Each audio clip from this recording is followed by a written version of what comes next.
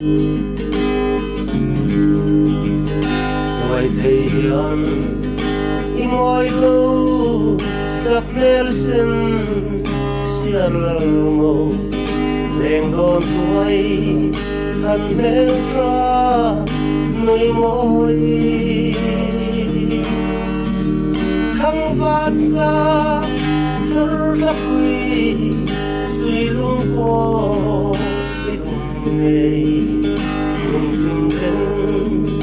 em về loài xe Martin thăng sông Aya môi xuôi lung đi lên men môi ô ngài em sẽ nhà em ăn có tiếng em dài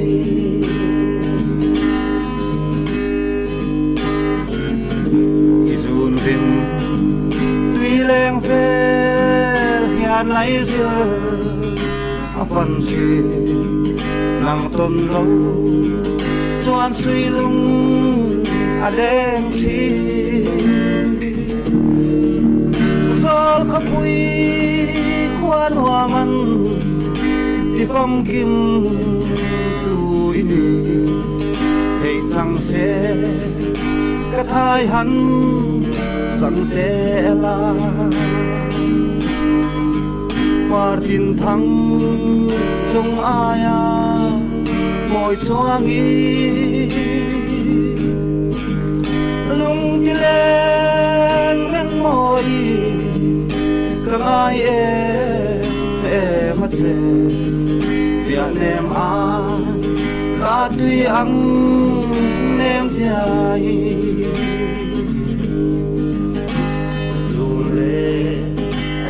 lung tâm là như sương ngân thiang hình phun tia sel là chun em chân chân runin chu thiên mẹ tu rin thiên lung thiang lim na atoke andane atoke Martin thăng sông Aya môi chuangi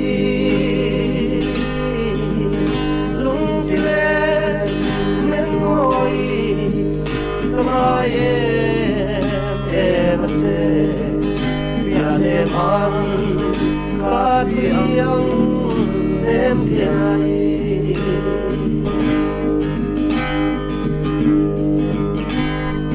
lệ xoa lung đâm na đi sinh lung thiang hình vô kia sẽ là chun em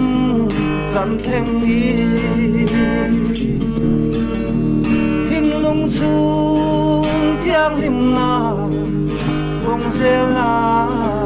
đâm xuống hình atoke an can em atoke Martin thăng sông Aya môi xoa nghi lung ti lên men môi càng ai em sẽ Việt Nam an cả tuy ăn nem dài